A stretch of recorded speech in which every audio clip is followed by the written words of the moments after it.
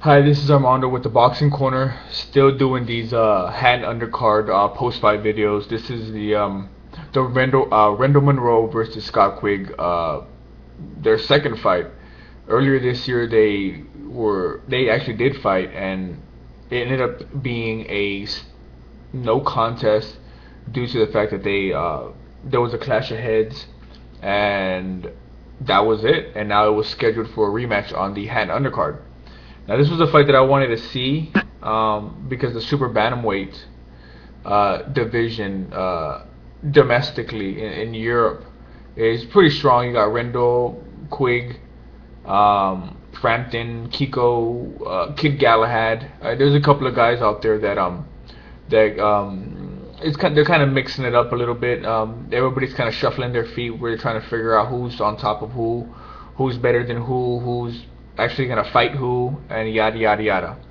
Well, regardless, Munroe and Quigg are gonna fight, and this is their second time fighting.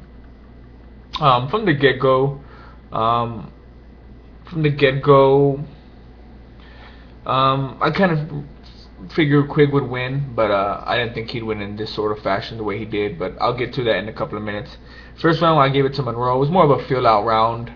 Um, I think Munroe just did a little bit more. Probably threw a little bit more. Maybe landed a punch or two more than Quigg.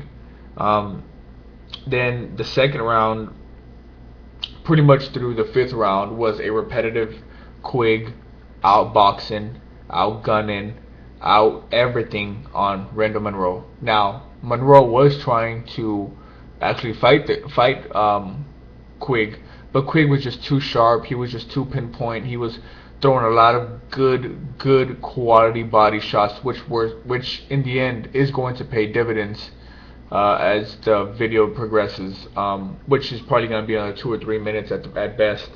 Rendall just looked like he didn't know how to handle Quigg's speed. Rendall looked huge against Quigg, but just Quigg just was putting on a spectacular show against Rendall Munroe. And sixth round kicks in, left hook to the body that, I mean, fucking dropped Rendall to the canvas on one knee, and that was due to the constant barrage of body shots, in the second, in the third, in the fourth, in the fifth. It all accumulated, and it ended up toppling over and spilling on on the table with that left hook that Quigg caught Munroe with. He made it up. Quigg came back with another right to the body, and that was pretty much it.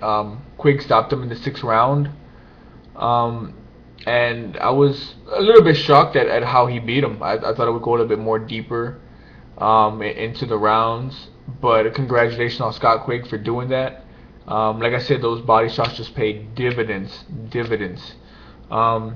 was talk about maybe him fighting Carl Frampton. I don't know if there's like this promotional beef going on. You let me know, because there's a lot of bullshit in boxing where these top fighters aren't fighting each other because he's with him, and he's with him, and they can't fucking fight because they don't like each other because of one bad thing somebody says. I could be wrong. I really don't know. That's why I'm asking you guys what the fuck's going on. But I would like to see Carl Frampton, the Jackal, face Scott Quigg. I think they both have titles in the same division, I believe, if I'm not mistaken. But there's a ton of fighters out there in that division that could definitely face each other. Like I said, there's Munroe, Quigg, Kiko, Carl, Kid Galahad. I mean, if they want to fight for a world title, there's Guillermo Rendall there, and obviously Nito, Matis, all them guys. So there is it's stacked, But yeah, that's pretty much the video. Pretty short and sweet. Really was just Quigg just outboxing the guy and hitting him with body shots and finishing him off in the sixth round, like I said. But yeah, that's pretty much it. Not much else to talk about, to be honest. Thanks for watching. This is Armando with the Boxing Corner, and I'll see you next time.